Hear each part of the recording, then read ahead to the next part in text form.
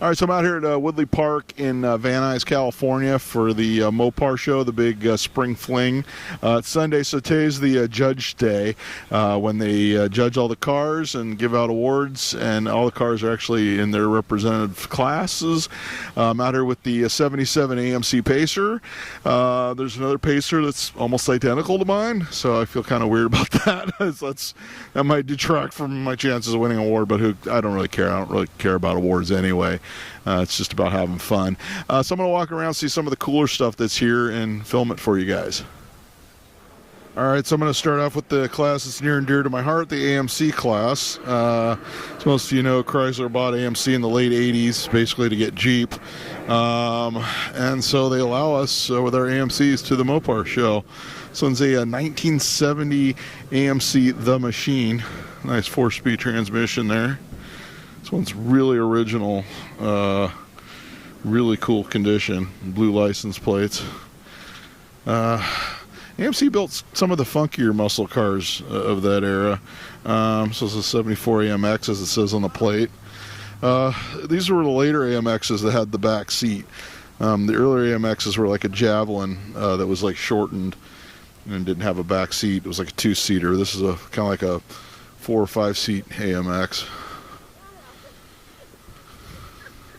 Just a pretty cool car. Here we go, another AMC. This one's early. This one's got a 390 in it. This one's a 69 model. So this one's actually has, this is the 2-seat AMX. The back seat, it's kind of hard to see. No back seat. It's just kind of like a shortened, it's a shortened Javelin, basically. His license plate says unFord. It's definitely not a Ford. Alright, so here's the Pacer that's similar to mine. This one's actually a 1977 Pacer DL wagon like mine. This one has the black interior. This guy actually put a later Jeep 4.0 straight 6 in his, and so it's probably way more reliable and way quicker than my car. Speaking of my car, here it is, with its fantastic 258 straight 6. I've got all my original paperwork out, owner's manual and such. If you've seen my other videos, you've seen this car. For the judging, they wanted the trunks open, so I don't know if they wanted me to leave the hatch open or not, so I just did it anyway. I figure there's one next to it if people want to see what a Pacer wagon looks like with the hatch closed. There's a Rambler 330 wagon. I think this one's a 65. I actually had a 63 770 wagon at one time. And this guy is talking to him. He's fixing it up with his kid who has cancer, so it's kind of like a nice father-son project. And really cool. He's got the pinstriping inside the engine compartment.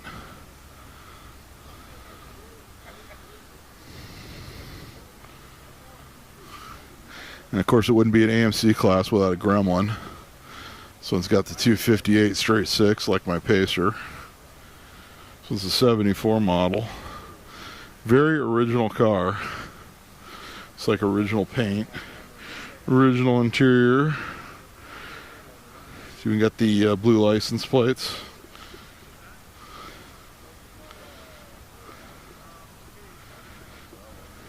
So that's it for the AMC class. Alright, so this one's a 78 Dodge Aspen station wagon. Very similar to like the Plymouth Volare. My dad had the Volare with the wood paneling back in the day. I mean, they used to be a lot more common. You used to see them everywhere, like these and the Volares, man. A lot of families had these back in the 70s. This one looks like it's been like completely shaved clean and all blacked out. All like monochrome paint.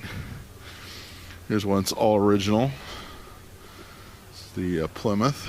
This is a Fury. This one a Fury? Yeah, it's a Fury, not a Savoy. 318, probably a Poly that early. All you Mopar guys are going to jump all over me if I screw any of this stuff up. I know my Mopars pretty well. Used to have a 62 Savoy wagon myself.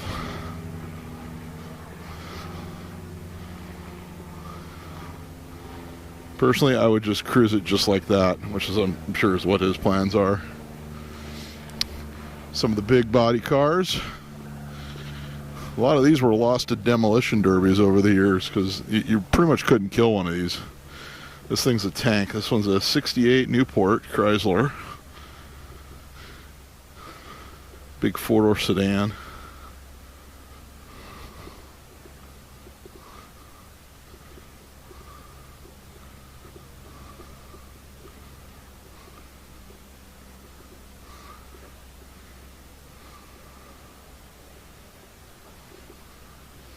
Another New Yorker. This one could be yours. $17,000. Or for $8,500, you can have this 68 Chrysler. This one's pretty sharp as well. That was neat. This is a 73 Chrysler Town and Country wagon. Check that out. These cars are super hard to find. This is like your Brady Bunch mobile. I used to have a Country Squire, and one called it the Brady Bunch mobile, but they use Chrysler products on the Brady Bunch. It's even got the way back seat. I think hardly any of these even survived. It's got an original dealer plaque on the bumper. It's a really sharp car. Well, it's got roll-up windows. That's kind of weird for like a big Chrysler. Chryslers usually were like fully loaded cars. Just a really clean car. That looks to be all original too. I don't think that upholstery's been redone. Gotta love the wagons. Alright, so here we have a 1958 300D Chrysler. One of the letter cars. This one is actually super rare because this is one of the ones that actually left the factory with fuel injection.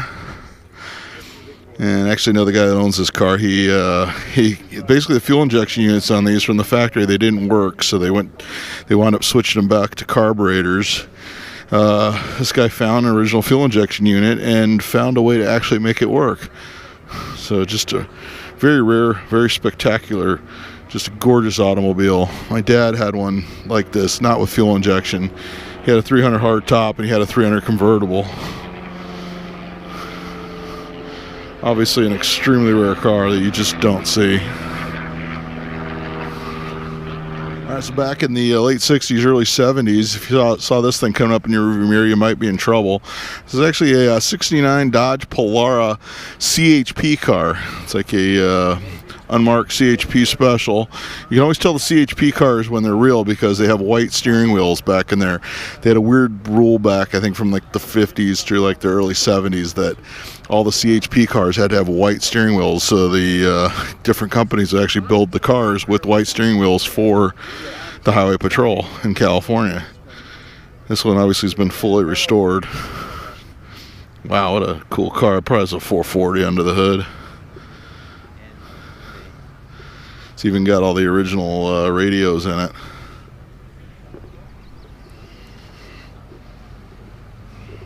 There's a 79 Chrysler 300. These were kind of like the, almost like the Chrysler Cordova, but this is like the sport model of it.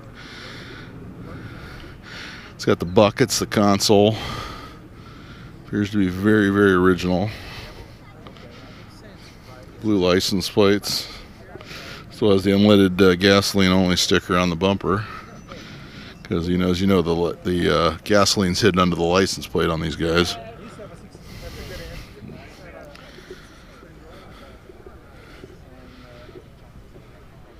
All right, check this out. We got Plymouth Prowlers. You never see these on the road anymore. I think these kind of just came out and people just bought them and stored them. I don't think anybody actually drove these on the street too much. But I don't think I've ever seen a line of this many Plymouth Prowlers. So we're kind of like the end of the Plymouth brand. And of course the PT Cruiser was supposed to be a Plymouth, just like the Prowler, but wound up being a Chrysler because they knew they were going to be getting rid of Plymouth. Got a Dodge Viper. This one's pretty early. This one's, what year is this? 93.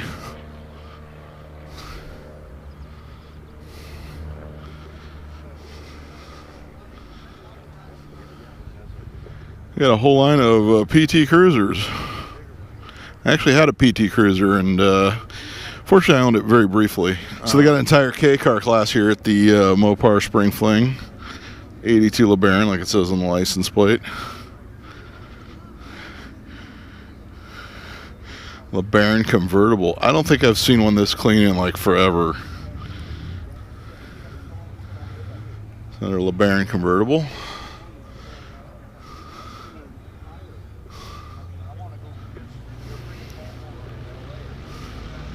It's kind of a LeBaron Woody convertible.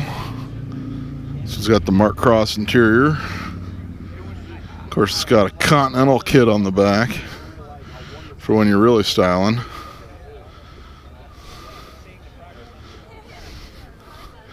More LeBaron action.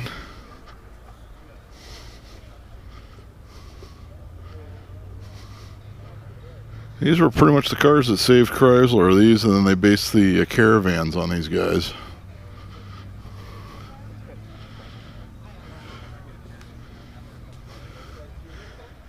Then we get into the front-wheel drive class. The Diamond Star cars.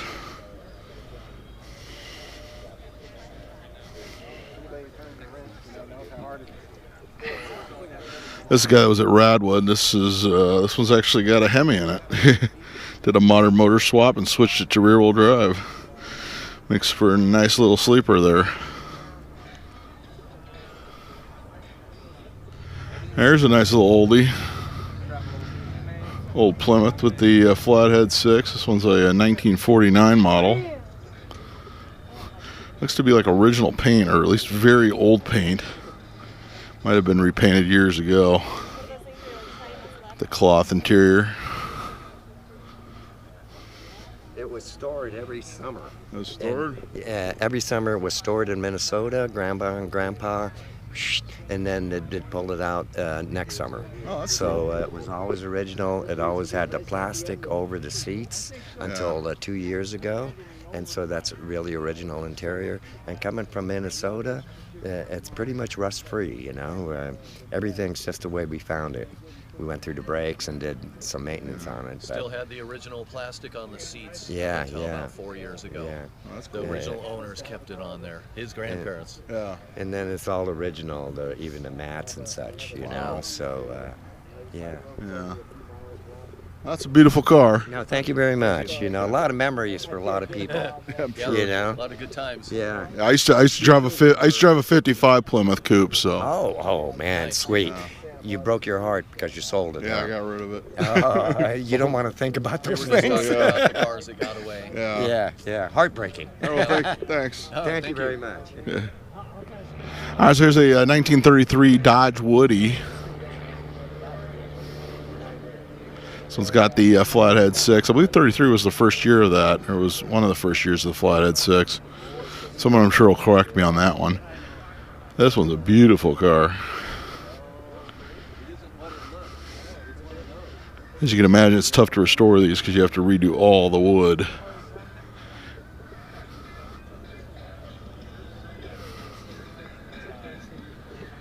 All right, this is a 1955 Chrysler Imperial Coupe.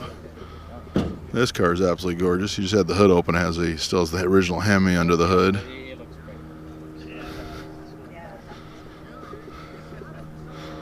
Just like a gorgeous era for automobiles.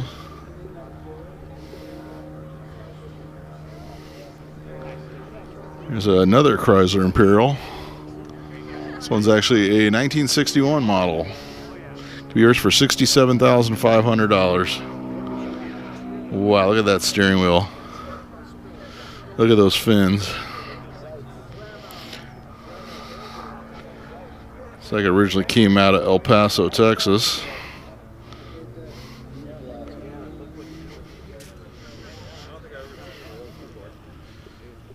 It's even got curb feelers.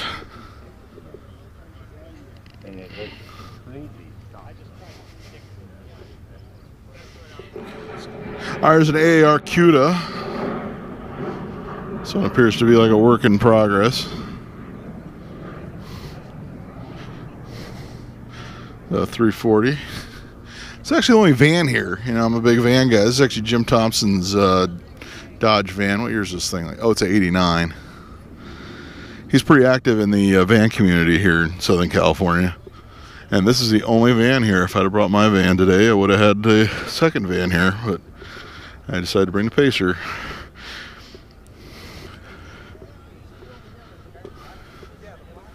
So actually they group the vans and the trucks. It's in a one category, so it's the van and truck category. So it's kind of a mix of trucks here and vans. We got a couple of the Dodge Dakota convertibles. So they didn't build a whole lot of these, but a lot of them survived. I think because people just realized they were something special and they sort of kept them around. See, it's one of 3759 built. These were neat. These Dakota 5.9 RTs. These were like a hot item when they first appeared on the scene. This is cool. It's an old crew cab. Nice swept line. This one's actually a 1965. The crew cabs are kind of hard to find. You don't see a lot of these out there. Kind of cool. Still had the refrigerator door handles left over from the mid-50s Mopars. The cars, that is.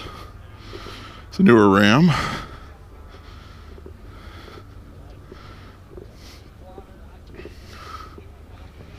Nice adventurer pickup.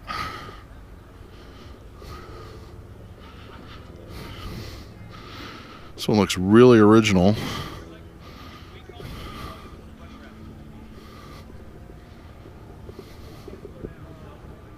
It's kind of like a sweet little dark convertible. Little 273. Bucket seats.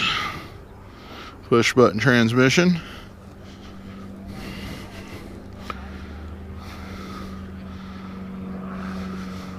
Little Barracuda. Got another Plymouth, a nice convertible.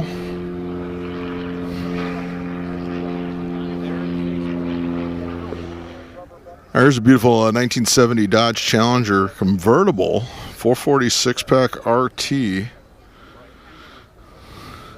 Very rare, very valuable car.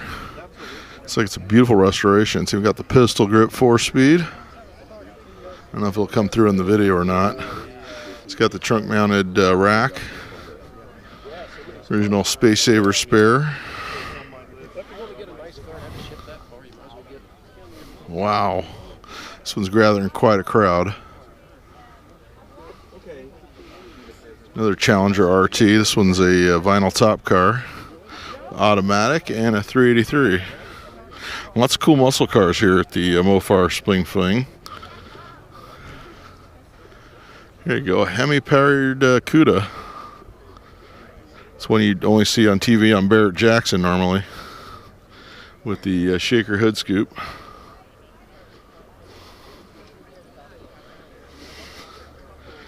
So yeah, it depends on what kind of show it is and where it is. I mean, there's tons of muscle cars to see here at the Mopar Spring Fling. I honestly can't film them all, or I'll go crazy, but there's plenty of them. All right, this thing is really cool. This is a 63 Plymouth Savoy 4-door with a super stock 426 Max Wedge. That is absolutely incredible. A 4-door sleeper, basically. It's like he's still finishing up the restoration on it with a 4-speed. It's like grandma's car with a punch. What an incredible car.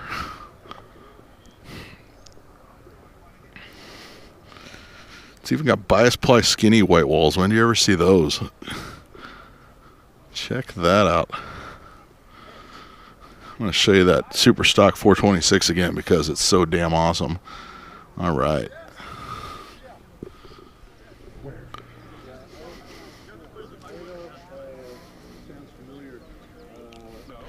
Check this drag car out. Jelly Belly Racing's even got some free samples. 4-speed buckets and a console. And a parachute for when the brakes just won't do. There's another neat car. This is a 62 Dart 330 two-door post. This is cool. It's got 318 in it, so nothing crazy under the hood. It's got an old like 70s cassette deck. It's a real sweet original car.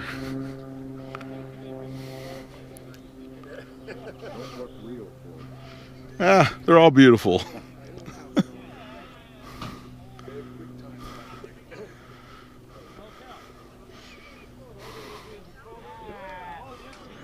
All right, it's not a Mopar show without the General Lee. I was actually on my way to Bob's Big Boy on Friday night, and this guy actually passed me on the freeway. I was driving the Pacer. Anyone who remembers the TV show The Dukes of Hazzard remembers these cars. I mean, I don't know how many of these cars they went through on that show, but it was a lot. They like just destroyed a ton of these. Kind of cool to see one. I don't know if this is one of the original cars from the show or not, but it's still cool to see.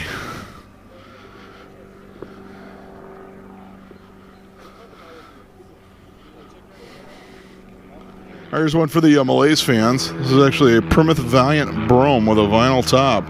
This one's from 1975. Check out that vinyl top. I don't think you see too many of these with vinyl tops. Most of these had the steel tops. Most people just pulled them off. See, we got blue plates on it. So it originally came out of Denver, though. It's a nice, sweet, original car. Original wheel covers. Kind of like a velour interior. It's very 70s, very straight, and very cool. All right, so this is a huge Mopar show. I mean, there's just tons of these winged creatures here. You got the Plymouth Superbirds and the Dodge Daytonas. This one's got a 446 pack under the hood. Automatic transmission. Very wild to see this many winged cars in one spot.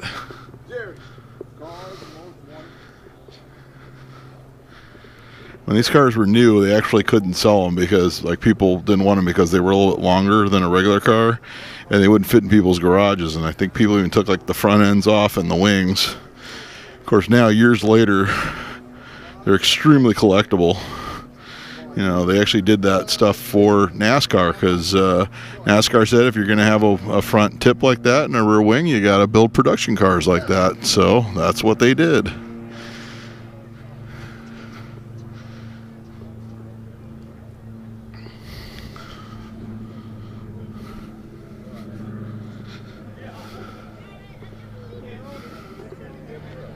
How about a Daytona towing a Daytona? This one's a race car.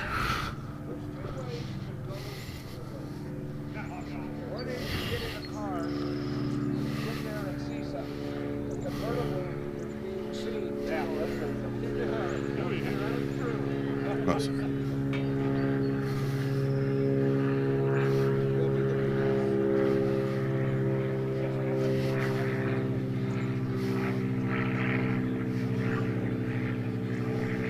How about a bright pink Hemi-Cuda convertible with white interior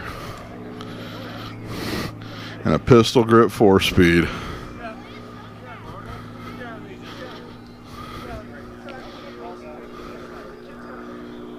Oh my.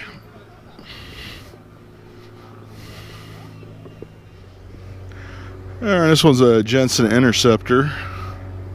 It says 52 built in 1976 with a Chrysler 440.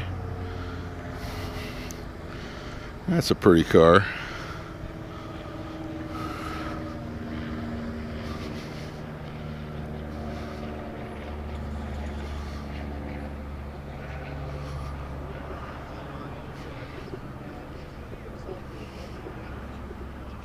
You know, I got to film all the forward look cars. Here's a 57 DeSoto Sportsman Fireflight. This car is absolutely gorgeous. The Hemi. Look at that spectacular interior.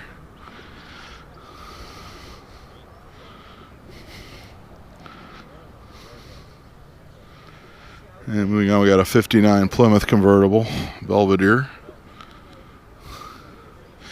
course, it's got the swivel seats, and it's got the cool plastic steering wheel see-through material. It's very hard, very expensive to get those steering wheels redone. The 2 4-barrel carburetors. Definitely a cruiser. It's a nice Imperial.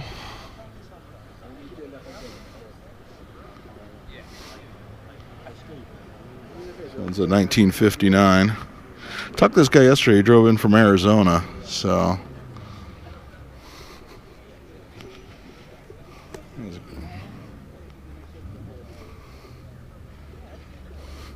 Here's one you never see. It's a 57 Dodge station wagon. Just amazing.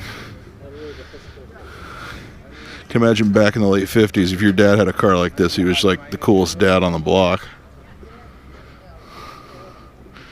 Check that out.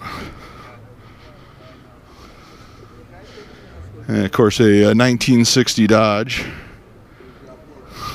I've actually seen this car around. This guy actually lives out by me, so I see him like at the local like Cars and Coffee every once in a while. And I see it boogieing around Pasadena.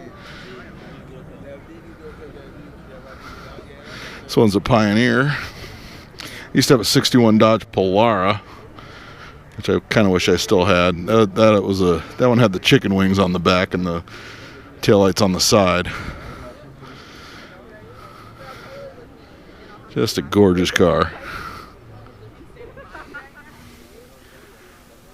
All right, this one's super rare. This is a Chrysler Imperial Crown Coupe, 1966.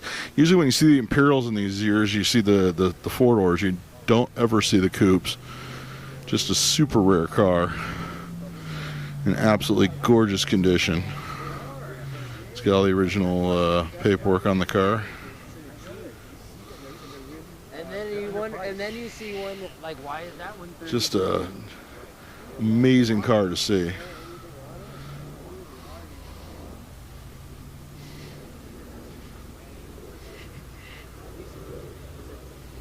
All right, so that's about it for Spring Fling 2019 here at Woodley Park. If you like what you see, please be sure to subscribe, like, and comment, and all that good stuff. And I'll bring you some more cool car videos. Mike Frankovich, thanks for watching.